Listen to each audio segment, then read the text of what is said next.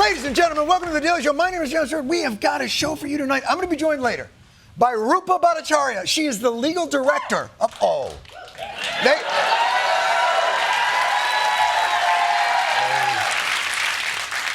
They know their Bhattacharyas.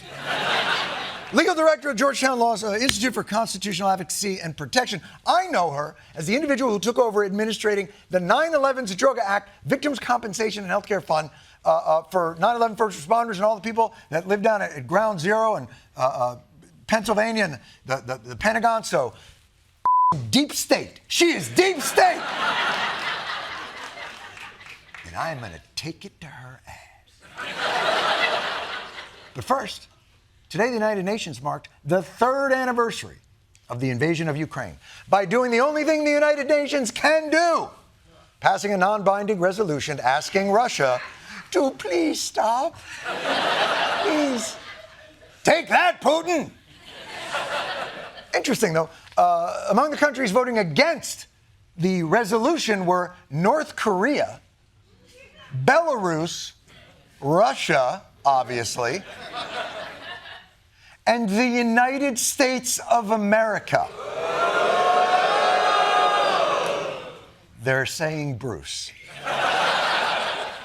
But I guess America doesn't want to set the precedent of opposing bloody land grabs.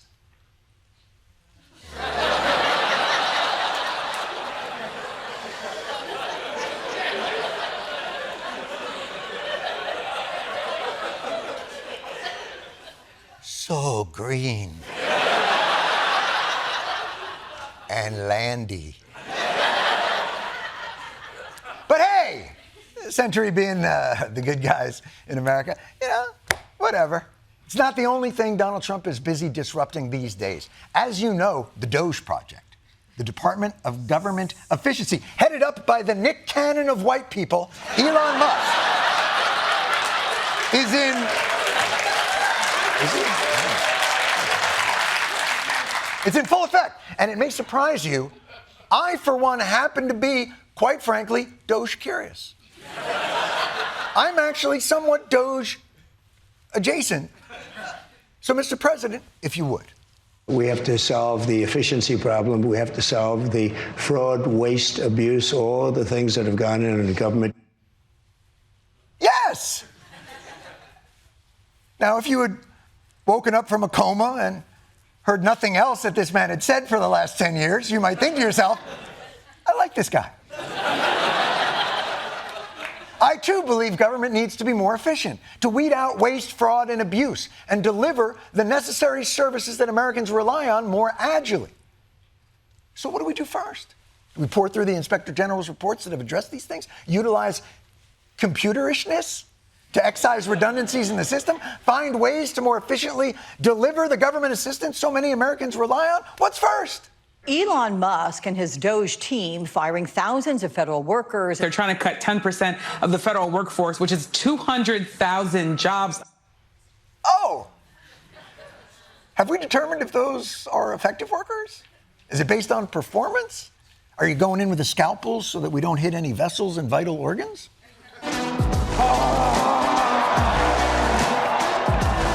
This is the chainsaw for bureaucracy. Chainsaw!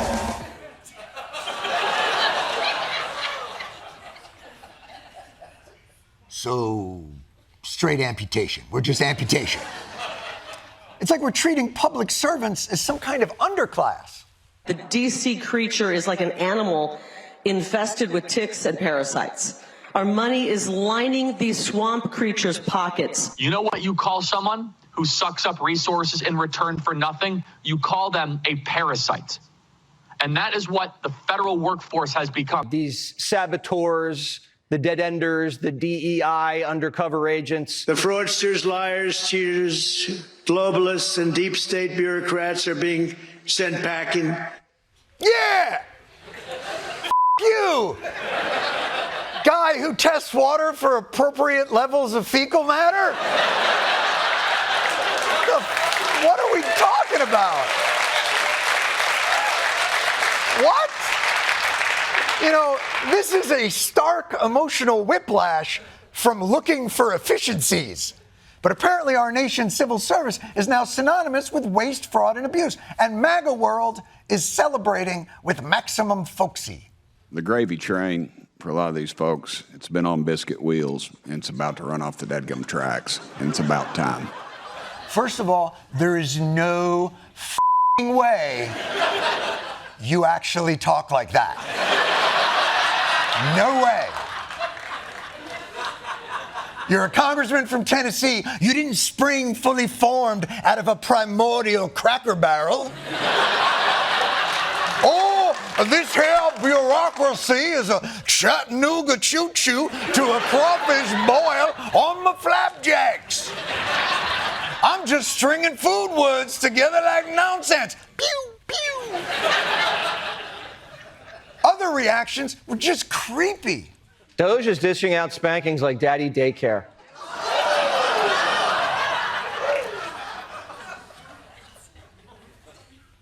I don't remember the spanking scene from Daddy Daycare. Oh, you must mean the gay porn film Daddy Daycare. I get it, Jesse. I get it. You were watching the film that answers the question, what would happen if a bunch of dudes in a daycare? And it just stuck in your head. You know, I gotta tell you, I feel like you can make efficiency recommendations or cuts without necessarily demonizing the people who are only carrying out Congress's wishes. But I feel like that. They don't. Here's Donald Trump's new director of the Offices of Management and Budget on his feelings about everyone who works for him. We want the bureaucrats to be traumatically affected. We want, when they wake up in the morning, we want them to not want to go to work. Mission accomplished. Because these workers are the worst, a hive of scum and villainy. Star Wars reference. Mostly scum and villainy. Just not the workers you know. Let me tell you a story about Chris. He's going to get doged. And this guy's not a DEI consultant. This guy's not a climate consultant. I finally found one person I knew that got doged, and it hit me in the heart. We just need to be a little bit less callous with the way, Harold, we talk about doging people.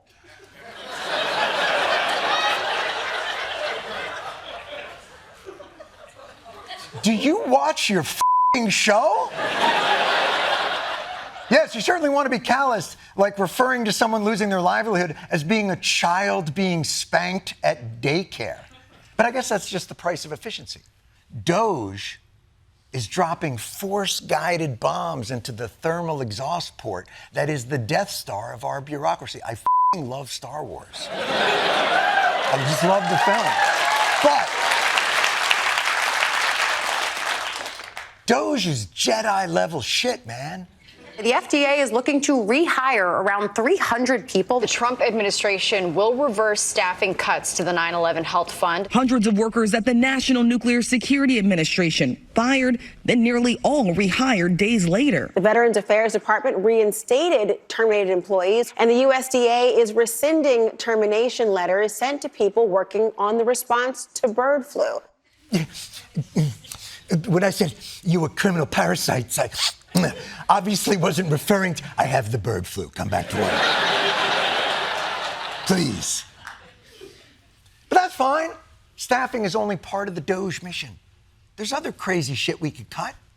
We don't need to be wasting money on ridiculous items like seeing how fast shrimp can run on treadmills. $1.5 million to see the effect of yoga on goats. $1 million to study Mexican ducks in their wetland facilities. Studies on the effect of meditation on parrots. Nearly $1 million to study if cocaine makes Japanese quail more sexually promiscuous.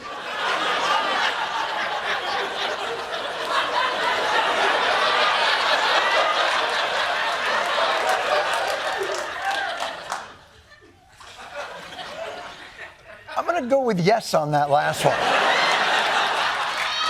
I feel that I, not a scientist, can very confidently state, pre-experiment, if you are a Japanese quail with an 8-ball, you are getting your cloaca sucked.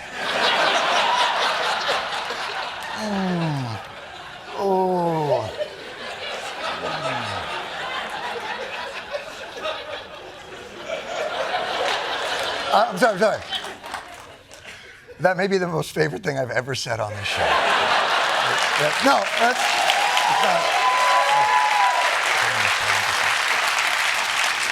Now, obviously, that list of programs, some of them are being presented to seem even more ridiculous, and some of those were completely invented out of thin air. But the point is, why are we spending money on things that seem obviously stupid? Even though a government-funded study on Gila monsters is how we ended up with Ozempic. By the way, quick pitch. Weight gain also would be solved by Japanese quail cocaine.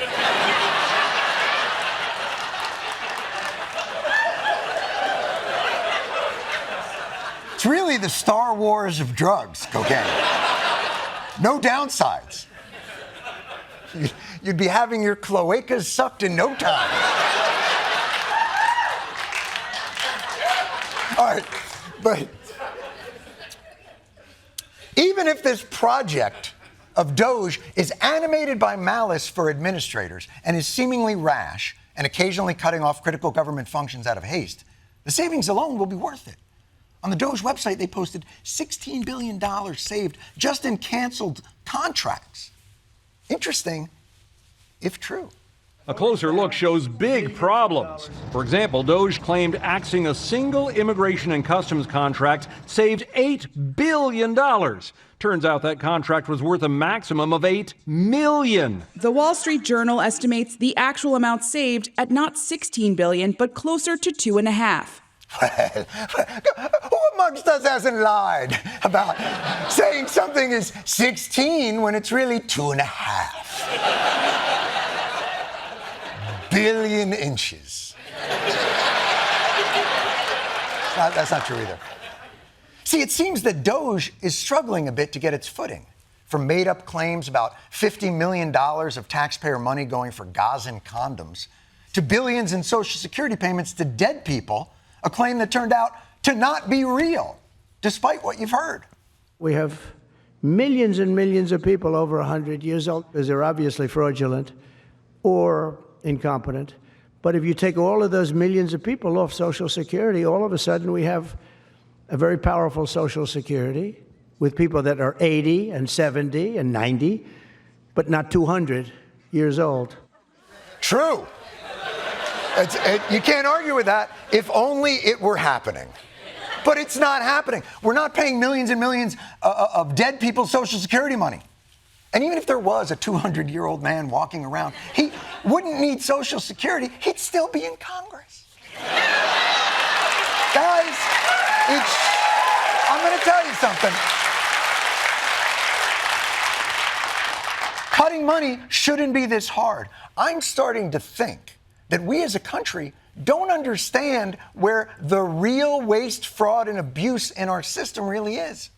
Maybe the savings we gleaned from cutting VA nurses and iguana STD studies isn't where the real money is.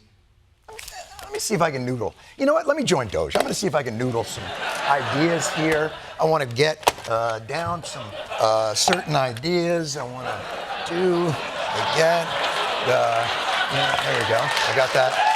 Let's see what I can do here. This is my wanna be an accountant starter kit. So I got it off of Amazon for $5,000. My accountant told me not to get it. So we're looking to save taxpayers some money. And I know, let me think. We got the studies that are done. How about we just take $3 billion in subsidies we give to oil and gas companies that already turn billions in profits? How long did that take? Oh, wait. How about we just close down the carried interest loophole on hedge funds? That's $1.3 billion a year. Oh, how about we stop the $2 trillion we've given to defense contractors to build a fighter jet that blows when everybody knows the next war is going to be fought with drones and blockchain, whatever that is. Holy shit. I can't believe it. I just saved us billions of dollars in 11 seconds. Just call me big balls. Right? I'm sorry, I'm being told that nickname is already taken. Well, can I get a DOGE nickname? Well, disturbingly low-hanging balls, really? Oh, like you've never heard of how would you even know that? Oh, I'm sorry. But see, this is where the real money is.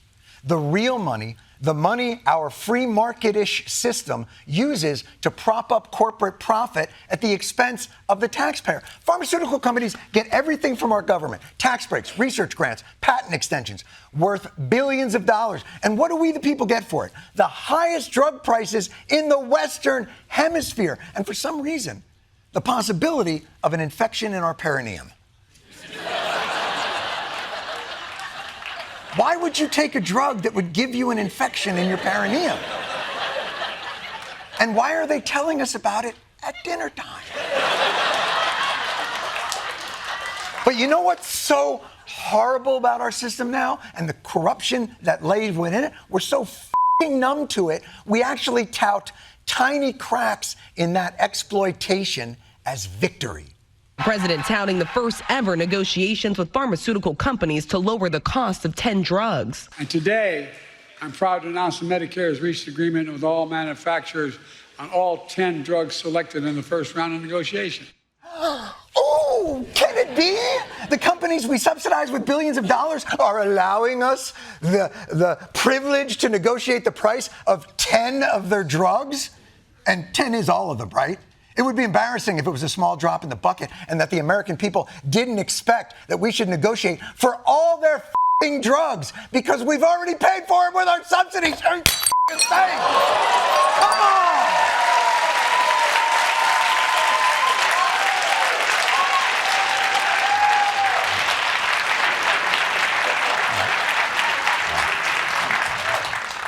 I'll be going to the hospitals. What we do with pharmaceutical companies is like the worst Shark Tank deal in f***ing history. Well, we're asking for billions of dollars of your money. Oh, what do we get, 10% of your company? No. Do we get a discount? No. What do we get? Have you checked your perineum?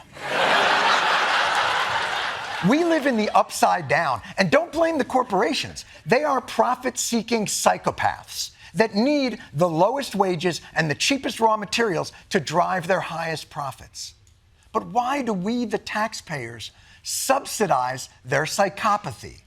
That's the waste, fraud, and abuse in our system. That's it. That's what we should be going after. Not the fantastical, overgenerous terrorist condom allowances. In another program, $50 million plus another $50 million for condoms for Hamas. You know about that? $100 million for condoms. Condoms. Does everybody know what a condom is?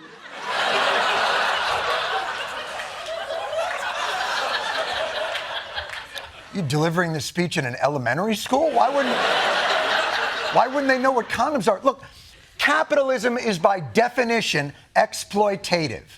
It's how it operates. That's fine. But then government's role should be to ease the negative effects on Americans of that exploitation, not subsidize that treachery with our money. We're getting f***ed at a Diddy party, and they're making us buy the baby oil.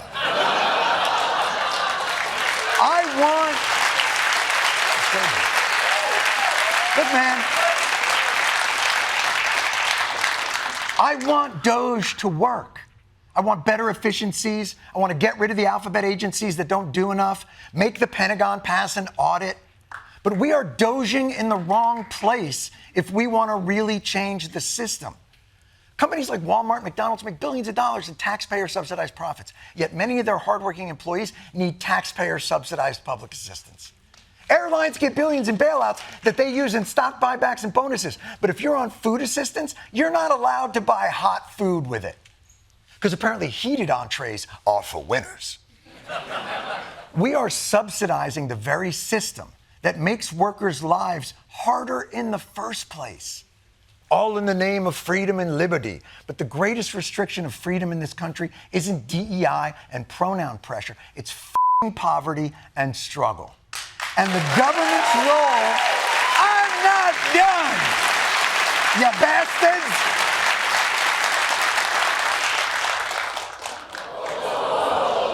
It's fine.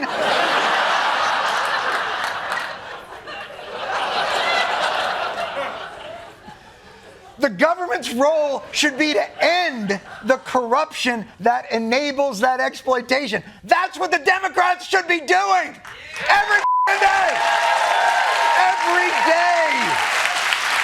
Every day at 5 p.m. sharp, the Democrats should go live on Facebook and do the people's audit.